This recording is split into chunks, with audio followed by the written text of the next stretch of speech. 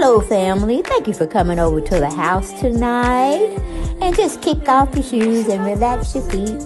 Party on down to the SK beat. We're kicking. Just kicking. Just kicking. Okay, you don't come to another episode where we're going to be asking the question of, why you telling my business? Don't be telling my business. Why not? Because a can and a can, a can, a can, and a wheel. Now we're off to...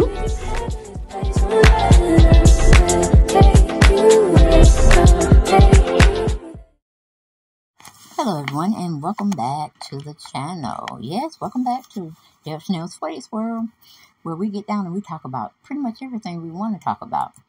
But today we're going to talk about Kylie Richards and Khloe Kardashian and the Ozempic usage among Hollywood stars and celebrities. So thank you.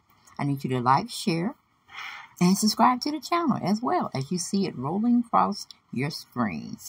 All right, but let's get right on into it. We got it from The Cut. A lady by the name of Tarzaro. Can't pronounce her last name, so we're just going to call her TM. She works for The Cut. She wrote out an article for them, titling it, Celebrities Keep Distancing Themselves from Ozempic. And I'm like, why? Why are you distancing yourselves? Is it because you done got caught with your hand in the Ozempic cookie jar? You done got caught by somebody, and they're blasting you out of not playing fair with the weight loss game. You know, doctors and we call it influencers that are like bodybuilders or just fanatics when it comes to keeping their body tight and right. Yeah, they're saying that you just didn't get it from exercising and eating right, though you can, and I'm witness to that. If you exercise and you eat right, put good food in and out and all that stuff, drink plenty of water, you will lose the weight. But you will have an attitude too, because you're lacking a lot of good food and good flavoring. But as time goes on, you begin to deal with it, and it's not so cumbersome at times and upsetting at times when you see your favorite foods that you used to adore. You just walk past it. And, you know, sometimes it's hard to walk past them brownies and them drinks and stuff.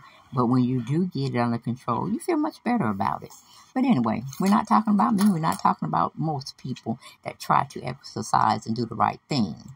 All right? But it's something when your doctor is fat and then they tell you fat. That's, you know, it's a hard pill to swallow. But they have to tell you, even if they don't follow their own advice. Okay? But anyway, we go into the article. They said in recent months, off-label use of Ozempic, an injectable diabetes medication for weight loss, have become so common that the Food and Drug Administration has said the drug is now in short supply.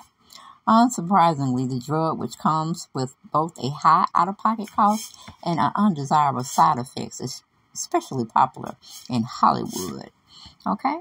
My anti-aging doctor just hands it out to anybody, Chelsea Handler said in a recent interview, claiming that she initially didn't even realize she was on it.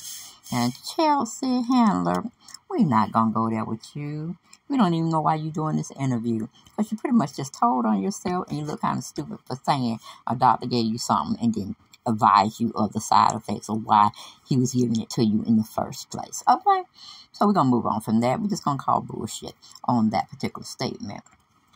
Okay? Chancellor Handler said in a recent interview, claiming that she initially didn't realize she was on it.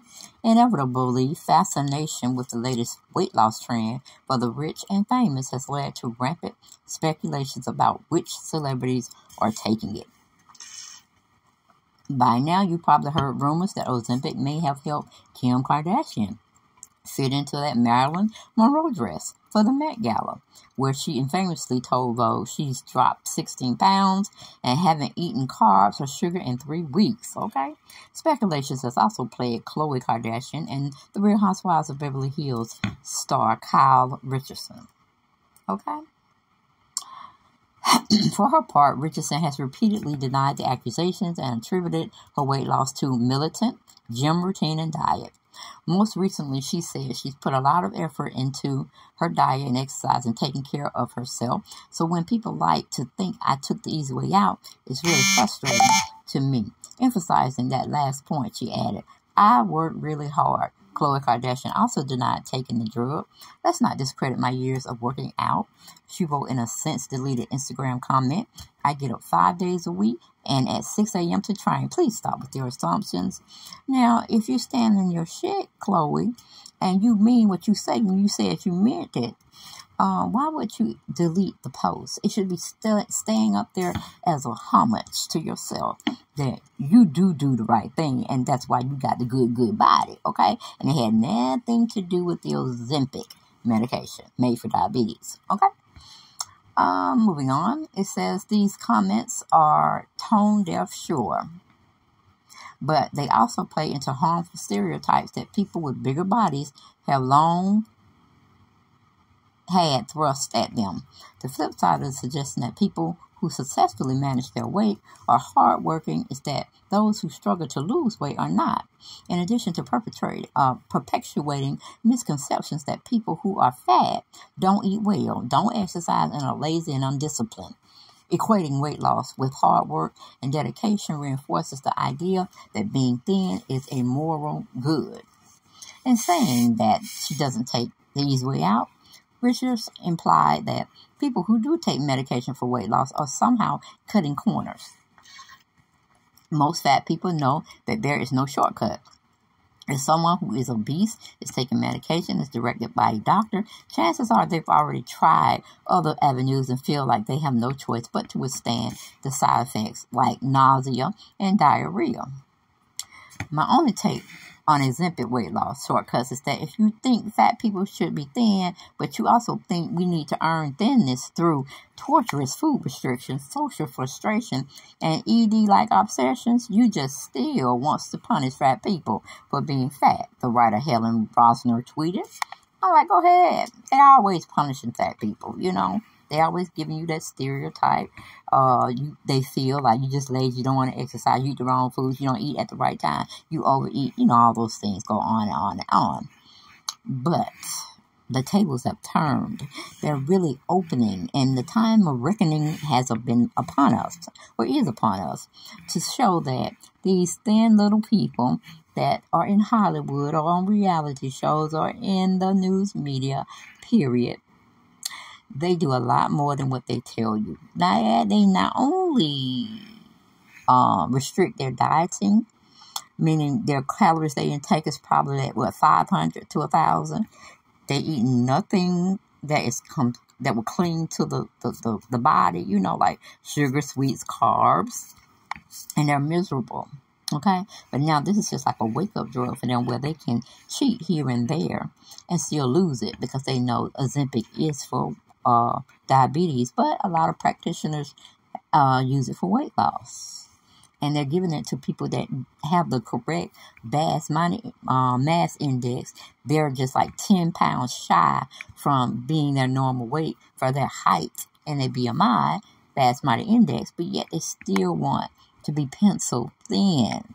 Okay, and I always wonder how did Kim Kardashian get in that Marilyn Monroe dress when Kim got them hips and thighs, and Marilyn just was a smooth silhouette. She didn't have no hips, no thighs, or hardly no behind, okay?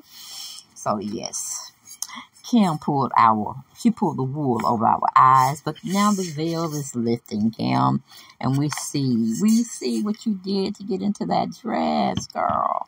But anyway, Richardson and Kardashian aren't alone in their desire to distance themselves from the drug.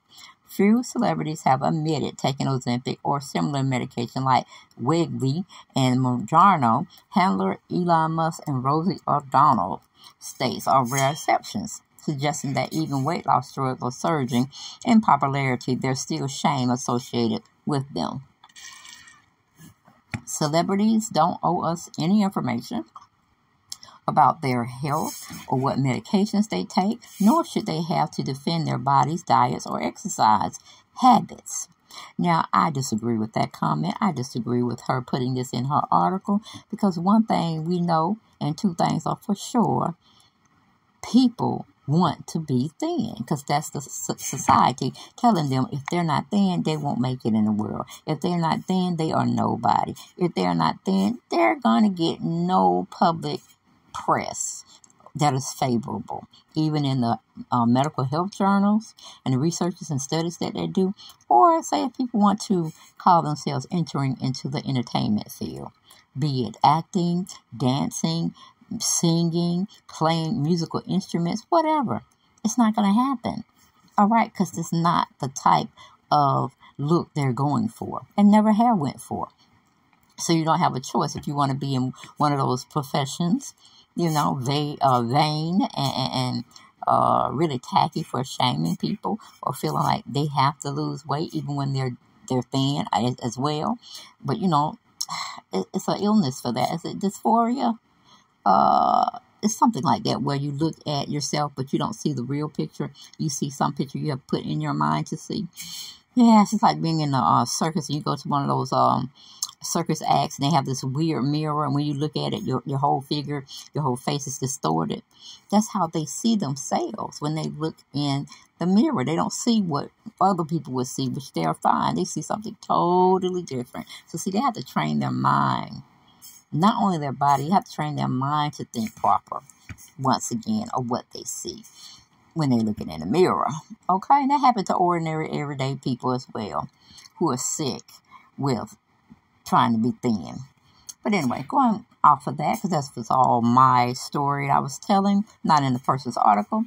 But yeah, I do feel if celebrities going to come out here and try to get you to buy into their advertisement or stuff they're sponsoring to make money, like gym clothes, the water, the diet you should follow, then yeah, they are not exempt. They are put in that category of being fat shamed.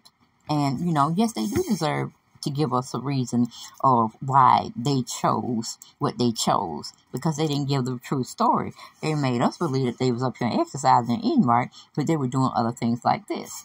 Celebrities, but for more than a decade, both Richards and Kardashian have been judged, criticized, and you bullied for their looks. And I'm like, in a sense, they should be. If they're putting out the wrong information out there, if they're not doing the work, if they're cheating, why do they want to tell us to work hard?